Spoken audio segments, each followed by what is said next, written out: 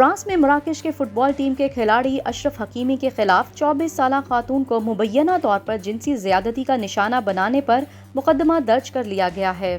Media reports کے مطابق فرانسیسی پروسیکیوٹر نے جمعے کو مراکش اور پیرس سین جرمین کے لیے کھیلنے والے ڈیفینڈر اشرف حکیمی کے خلاف مقدمہ درج کیا ہے۔ مراکشی فٹ بالر سے جمعرات کو پیرس میں فرانسیسی تفتیش کاروں نے جنسی زیادتی کے الزامات لگنے کے بعد پوچھ گچھ کی تھی اور مقدمہ درج کرنے کا فیصلہ اسی کی روشنی میں کیا گیا ہے۔ 24 سالہ خاتون نے الزام لگایا ہے کہ اشرف حکیمی نے پچھلے اتوار کو انہیں اپنے گھر لے جانے کے لیے پیسے دیے تھے اور اس وقت پیرس میں واقع گھر میں فٹ بالر کے بیوی اور بچے موجود نہیں تھے۔